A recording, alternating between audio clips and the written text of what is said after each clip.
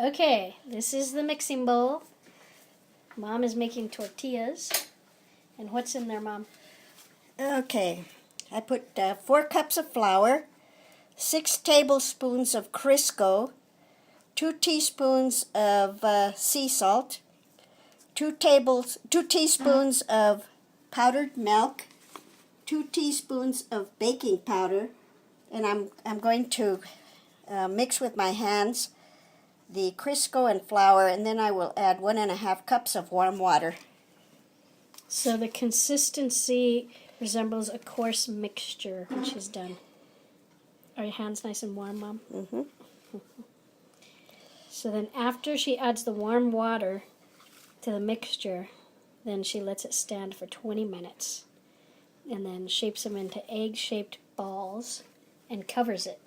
And how long do you cover it for? Oh, Is that the 20 maybe minutes? give it another maybe 5 minutes or so, and then I roll them out.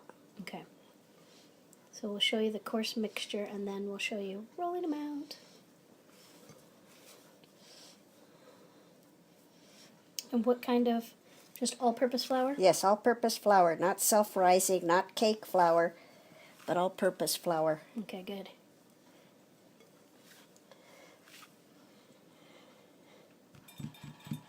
I'll get the warm water. Okay.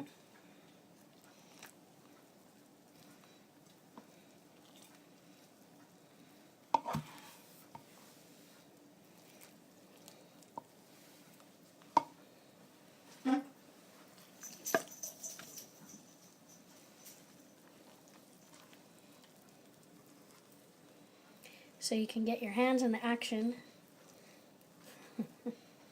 That'll do the trick, huh, Mom? Yeah, you don't want a spoon. So these are New Mexico flour tortillas. Okay, so this is well mixed. If you need, if it's a little dry, you can add a little bit more water so that it stays together. Okay, and then I'm going to cover this. cover it 20 minutes. Cover it with a towel. It's under there. Bye. Mother, she's taking everything off I wanted to show you. So she had it covered up. She took everything off. She's now making the small balls. By the time she's done making all the balls, they will have set for a little period of time, and then you're ready to roll. So we don't really need to wait for that process. It's kind of taking place while she's rolling out the small pieces of dough. But there, she likes to cover them up. And so all of that will now be those little balls. I'm disappointed in the consistency of the dough. And why is that? For some reason, it's rather dry. And what would you do to change? I'd probably add a little bit more Crisco and Because you already maybe added a little warm bit. water. Okay, cool. And how will that affect the outcome of the tortillas? Well, They might be dry. they won't be as, yeah, they'd probably be so dry and tough. Uh-huh.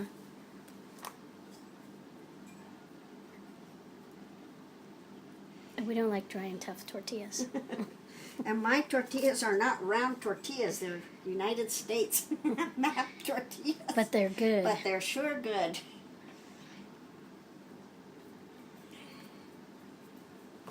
And I fry them on a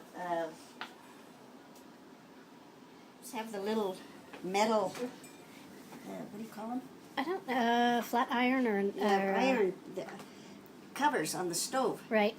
And I used to have one. I don't know what happened to it. But that is the best for frying your tortillas. I don't know what it is, but it's... Cast iron? Cast iron. Probably the heat is dissipated across the cast iron equally, not just in one They're spot. wonderful. I'd like to get a hold of one.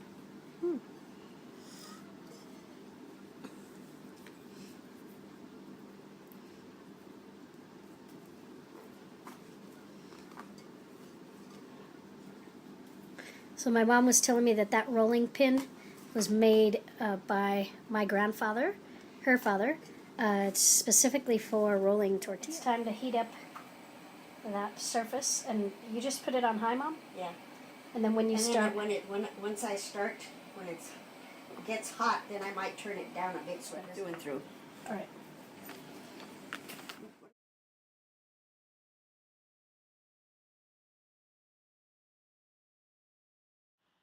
Okay, today we are going to roast some New Mexico green chili.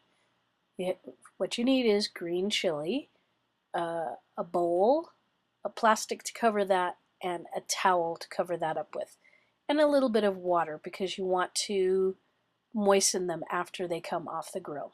Today I'm using New Mexico Big Jims, and they are from central New Mexico in Los Lunas. Typically you hear a lot about Hatch green chili. Hatch green chili will be brought into market very, very soon, but this is the early season, the early part of the chili crops coming in, the first group of chili crops coming in. So chili crops will come August the 5th, mid-August to late August. That's the early crop, and we usually buy big amounts of chili, and we don't usually roast it like this. We'll have them roast it, but for the purpose of showing you that we really wanted some chili, this is the early season, and that's all we bought just to eat today. And so you just continue.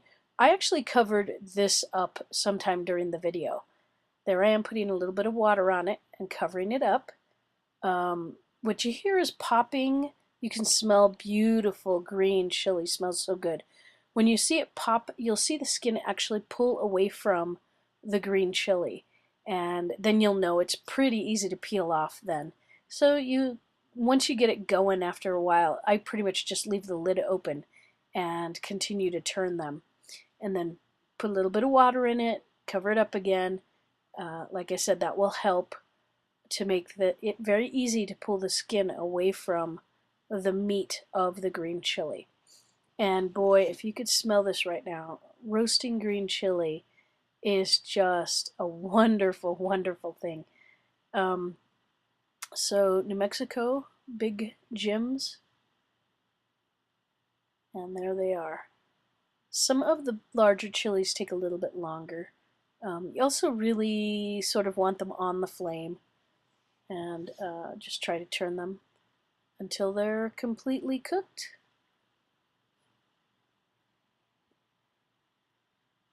Beautiful green chili.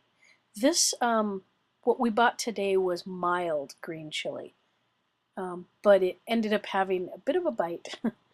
And these, she said, this particular lady told us that the more pale the chili was in the brand, in the way that they grow it, that it wasn't as hot, and the greener the chili was, the hotter it was.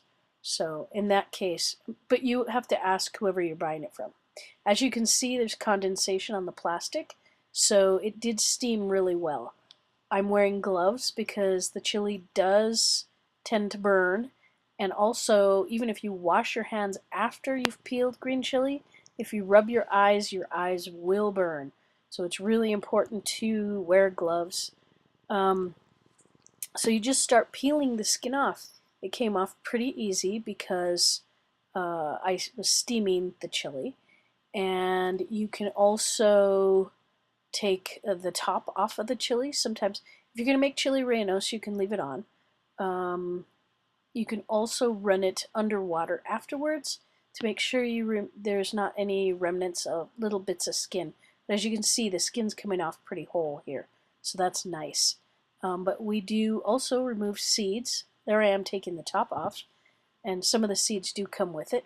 And then I proceed to open the chili and take the seeds out. The seeds are very hot. Not everybody takes the seeds out. Some people leave it in. We typically take the seeds out of the chili. So after, bag them up, and you could put it in the freezer. You could eat it right away. There's our fresh tortillas. I like just green chili on a tortilla with nothing else. This is a burrito, bean burrito with green chili, and with our fresh tortillas. And this chili was quite good. It was hot though. Had a little bite to it. And there's the remainder.